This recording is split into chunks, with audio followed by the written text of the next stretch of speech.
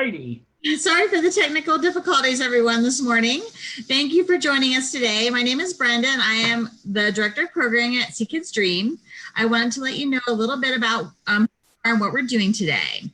As Sea Kids Dream provides service learning programs to schools so their students can gain important leadership skills while making our world a better place. Some of the student leaders at the schools who participate in our service learning programs couldn't complete their in-person interviews with local nonprofit organizations before schools closed. So we're hosting these organizations on here so students can do virtual interviews. These interviews are important so students can get their questions answered and take what they learn to decide the best way to help the issues that are important to them. Today, we're so happy to be hosting Kevin from CASA. How are you today? I'm fine. You can call me anything, just not late for dinner. So. Well, we're so glad that you're here, and we have some student questions for you. So excellent. Hopefully they'll start putting some on Facebook, and then I have some that some students sent to me. So I'll go ahead and start with those. Terrific. First question that I have is, when did CASA start? Well, CASA as an overall program started way back in the 70s in Seattle, Washington. There was a judge who was hearing cases involving children who, for different reasons, had to go away from home for a while and live with another family, a foster family. And the judge was always concerned that he didn't have all of the facts or all of the information, and really wanted to do what was absolutely the best thing for those children. So he decided he was going to get a group of volunteers, and they were going to be trained, and he was going to send those volunteers out to check on those children and to report back to him and to make sure that they were okay. And he held a meeting, and he invited people from the community to come to volunteer, and he expected maybe he'd get 6 or 7 people, and he got 50. And that was how CASA got started. He trained them, he sent them out, and he told them that the only thing that matters here is what is best for the child. And that's what I want to hear from you. So then in 1991, CASA of Franklin County, our local organization, was founded. And we've been doing that same thing now for almost 30 years. Oh, that's great. That's great. Well, Ridgewood sent me a question, and they want to know, what exactly does your organization do? Well, there we go. We train people from the community who have a real dedication and a real concern for the well-being of children. Unfortunately, sometimes boys and girls find themselves in a difficult situation. There might be some difficulties at home. Maybe a parent or another family member has trouble controlling their tempers, or they get angry sometimes, and they might hit that boy or girl. Or maybe there's drugs and addiction in the house. Sometimes people touch boys and girls in the wrong places. And in those cases, we want to make sure that those children aren't suffering, that they're taken care of and protected until hopefully things can get better at home.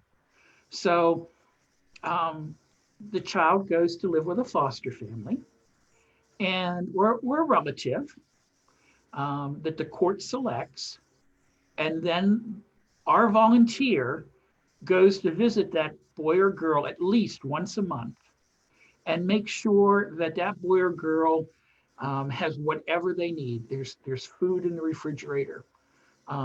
If they're sick, that they get to the doctor.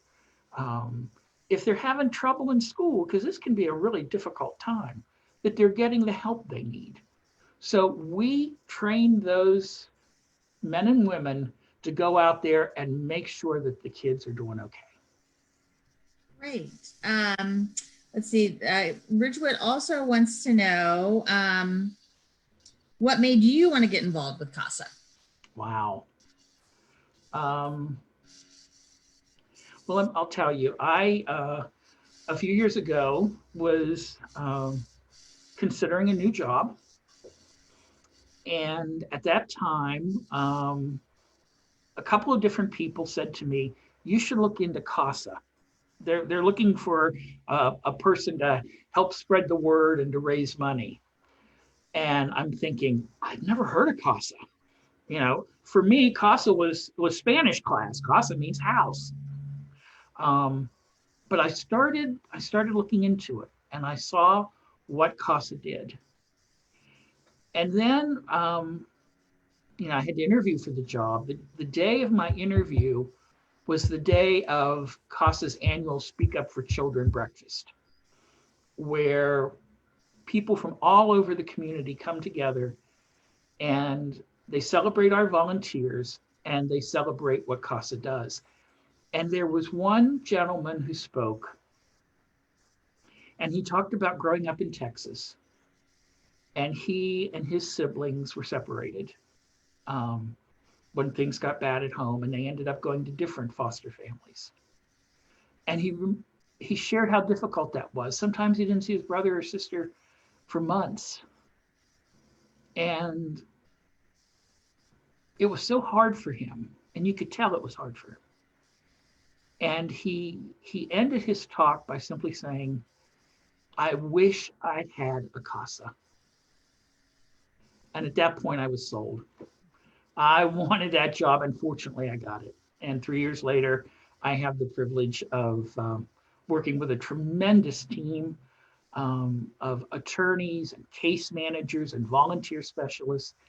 And this year, we have over 240 volunteers going out and helping kids in our community. That's amazing. That's amazing. CASA also wants to know, is it mostly done by parents? And how often does child abuse happen with coaches, teachers, older kids? Ridgewood's got some good questions there today. I'm telling you, go Ridgewood.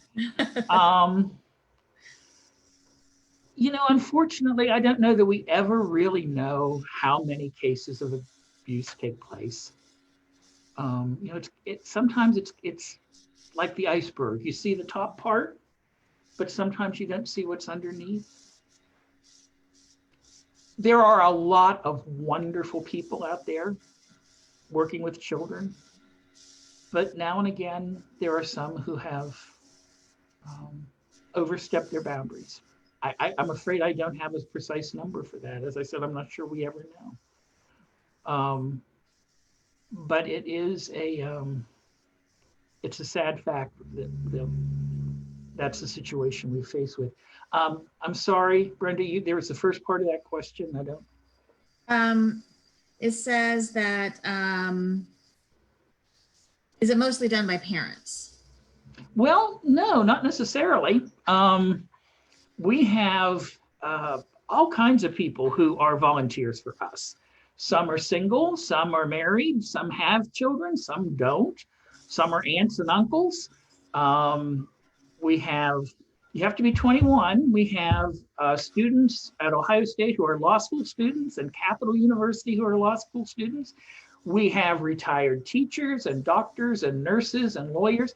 And we have folks who just, have every kind of job or no job, retired or stay at home, and they just want to help children.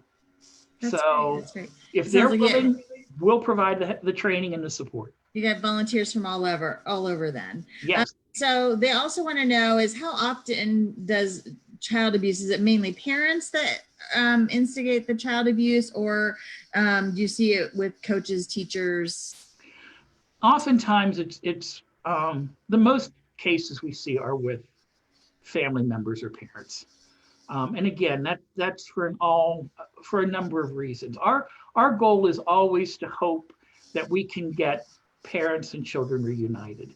Sometimes parents need help, and the children have to leave the home so the parents can get the help and focus on the help that they need. And hopefully they get that help and they're able to resume family life with their kids. Sometimes that's not possible, but we always hope for that. But yeah, it's mostly family members and parents that we see. Ridgewood wants to know, how long do you keep checking in on the kids, and I know you said you do it about at least once a month, but how long do you keep doing it? Until that case is closed. The average case lasts now about 24 months, but we have volunteers who have had the same children and watched over and was a guardian for those same children for 7, 8 years. And usually you see that with older children, who might be early teens. Um, and they're not able to reunify with their family, and there's not an adoption opportunity for them in that time. But we stick with them. We do our best. Our volunteers understand that this is a long-term commitment, and they understand that we here at CASA, our staff team, are there to support them and help them however we can for however long it takes. I have a question from a student that wants to know, how is CASA preventing child abuse? Well, we try and educate people as much as we possibly can. Unfortunately, our primary role is helping children once they've been abused. But we have started over the last few years to really ramp up our social media campaigns to talk about the risks that children are facing. We talk about what are the signs of abuse so that other people can look for them and hopefully intervene and make sure that that child is safe. Right now, with the COVID-19 pandemic, a lot of kids aren't being seen by teachers and coaches and counselors and neighbors. And so we see already that the number of reported cases or suspected cases of abuse are dropping about by 50%, half of them, half the number they were last year. And so we're working now to have our volunteers do Zoom meetings or FaceTime and visit with children that way so that there's another set of eyes checking on them. But it's challenging. Mm-hmm, mm-hmm. Another question I had from a student was, let me go back here. Let's see. Sorry, I'm trying to, how do you know some disciplines are okay when parents are disciplining their kids? Sort of the ground rule is if a child suffers any kind of injury or mark, that discipline is probably not okay. They've suffered physical harm from that. And that, unfortunately, is often a sign. If it happens once, it's happened before, or it's going to happen in the future. And so we have to be very, very careful of instances like that. And there's also other ways besides physical, Brenda. If children are yelled at constantly, or told things that aren't true, like they're bad or they're worthless or things like that, those wear a person and especially a child down. Mm-hmm. So there are a lot of triggers we have to watch for. Mm-hmm. Mm-hmm. Ridgewood wants to know what happens to the parents when they're caught abusing their child. Well, child abuse is a crime. And so those who are accused of child abuse are oftentimes prosecuted.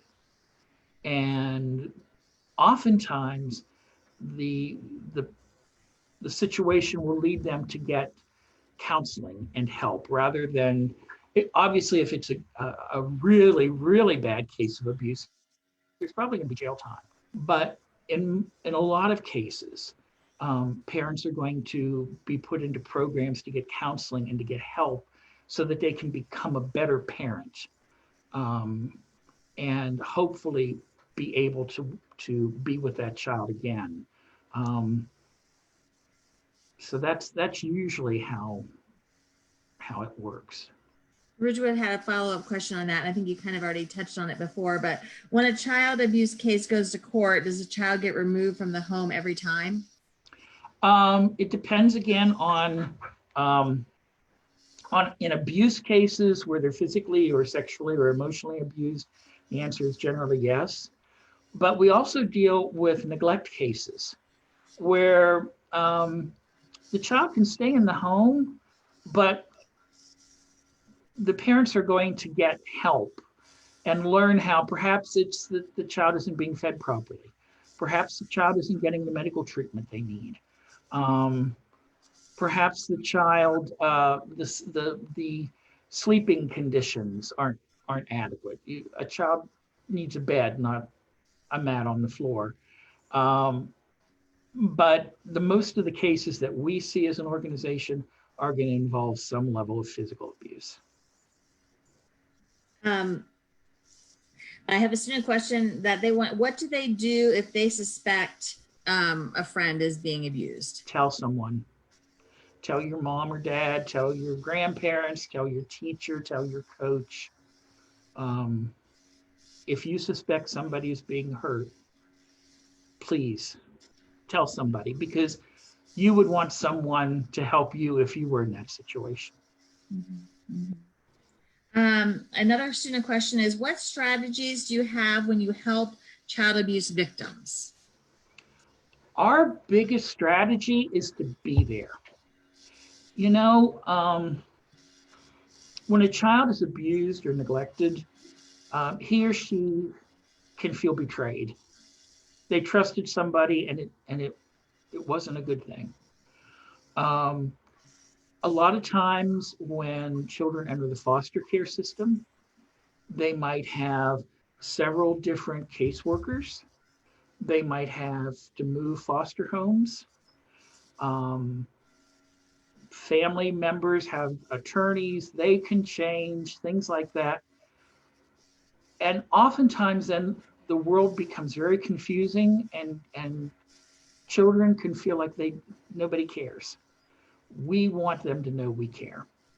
And so, as I said a few minutes ago, our volunteers understand this is a long-term commitment. And so they are going to stick with that child, if at all possible, all the way through that case. Of course, sometimes people get sick or families have to move, things like that. But we want to be there. We want that guardian to be there with that child through all of it. And that's probably the biggest contribution we can make. Ridgewood has another question. What type of abuse do you help the most? Physical, emotional? Physical. Physical. Yeah, by far physical. I have a student question that says, if you didn't help, what do you think would happen? Well, in Ohio, every child who is in this situation is required by law to have a guardian ad litem. And that can either be a private attorney or it can be one of our volunteers. And private attorneys do a great job. But oftentimes they might have 30 or 40 or more cases of children to work with. Our CASA volunteers have one case or two. And so they have the ability to spend more time with that child, to research and to advocate with a greater understanding of the facts. If our volunteers weren't there, that would go away. Ridgewood wants to know what they can do to help you guys. Let's see. I think the biggest thing, when I go out and I talk to people, I always ask them to do three things, if I can talk there. One is to volunteer. So down the road, when you grow up, I expect to see your application online. Donate, which we've been very fortunate in the past that schools and students have supported our training And we're very grateful for that. It makes a huge difference. But the third thing they can do right now, and they can do it every day, when you're talking to someone, when someone says to any of our student leaders out there, well, what'd you do today? What'd you learn today? Tell them you learned about CASA. One of the most important things that we really need is to get the word out there. So tell people, oh, I watched a Facebook program with See Kids Dream and CASA. And let them know that CASA helps kids. Right now, we know we're going to need more volunteers when this pandemic is over because there are going to be more reports of abuse and neglect. And so if you can help us get the word out, if you can help us to tell our story, that would be tremendous. And I thank you for that. Our students love they're usually very passionate about your organization and helping other children. Well, we're very fortunate. I miss not getting to go to the classrooms because that's one of my favorite parts of this job. But I'm grateful for the chance to get to talk with all the student leaders today. Let me see. I'm going to check my questions here and see if we have any that haven't been answered yet. Okay.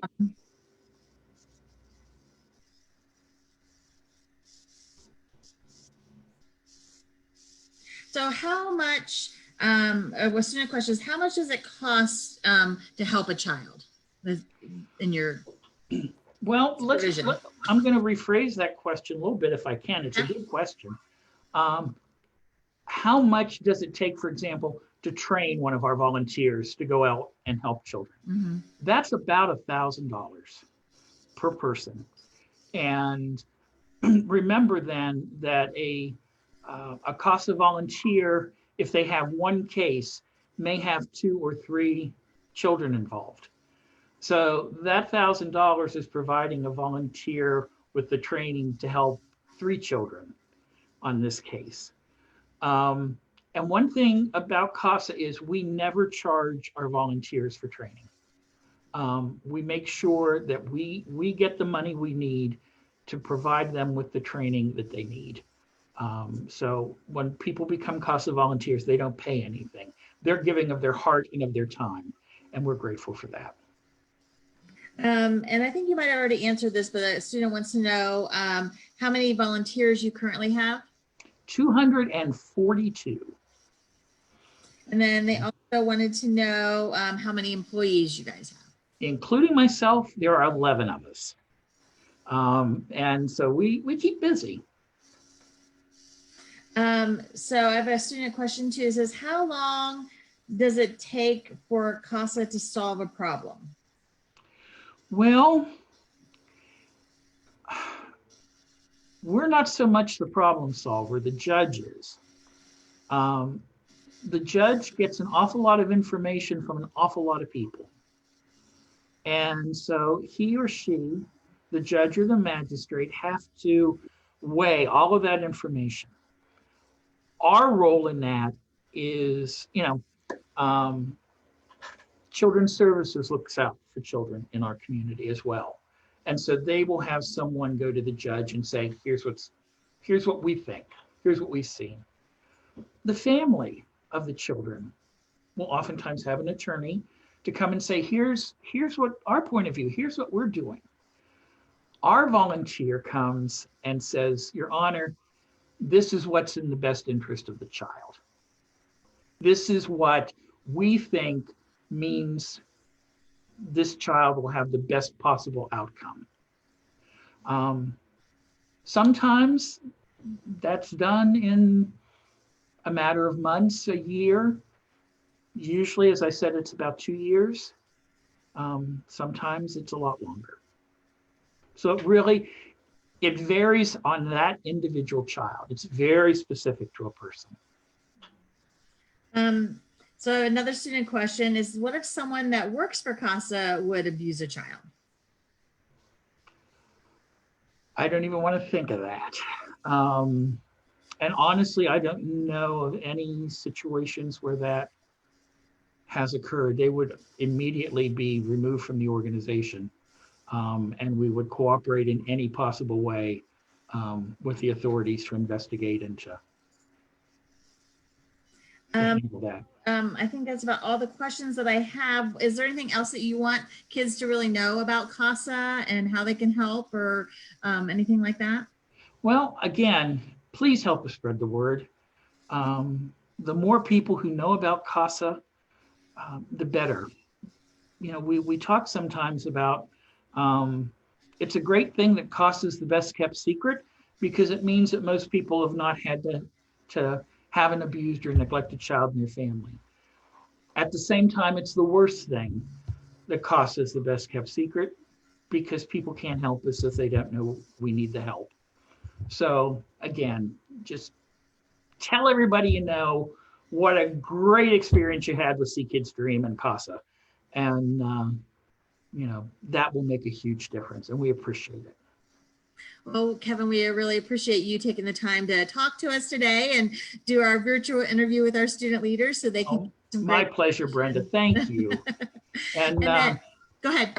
And good luck. I know this is a really important mission, and that you've been able to make these virtual meetings happen is terrific. So thank you for that opportunity. And thanks to all the student leaders for watching.